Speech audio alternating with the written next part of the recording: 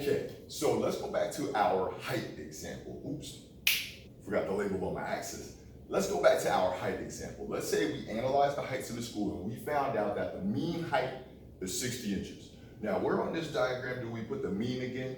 Oh yeah, that's right in the middle. Okay, that value right there is 60 inches. Now, the standard deviation comes into play here. Each one of these sections is one standard deviation wide. So if our standard deviation here is 2, we are going to increase this by 2. 60 plus 2 is, and 62 plus 2 is, and so on and so forth. Good. Now we're going to go the other direction also.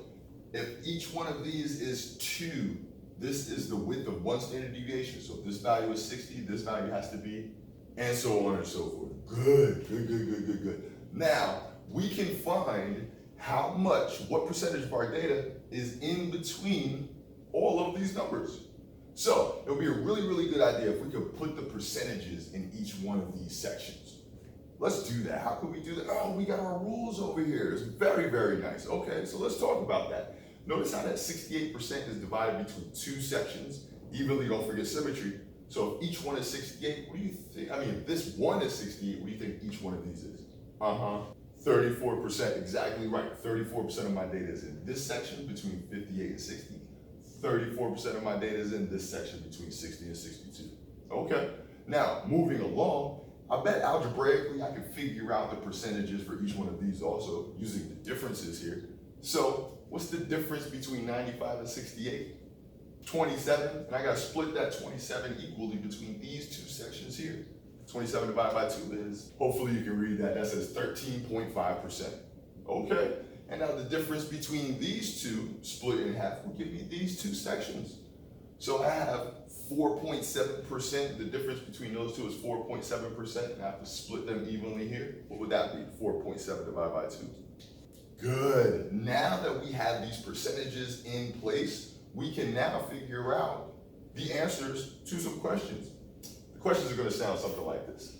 The question might look something like this. What percentage of my data is between 60 and 64 inches? Well, let's go to the chart. Here's 60, here's 64. In between 60 and 64, I have these 2 sections. What do those percentages add up to? 34 plus 13.5% equals? Nice. 48.5% of my data is in between 60 and 64. Now, you might be asked for a probability instead. The probability is separated by this by a division of 100. So to turn percent into a probability, divide by 100. Good. Okay, let's answer a couple of more. Okay, so what percent of my data is above 58 inches? To the graph.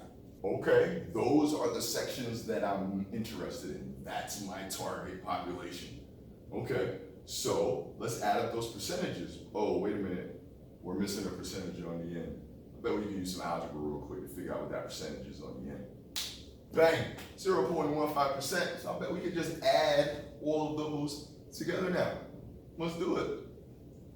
68, 13.5, 2.35, and 0.15. When I add all those together, I get, bang, 84%. So, in essence, 84% of my data is above 58 inches. All right, man, hopefully that helps. We'll talk more about this in class. See you next time.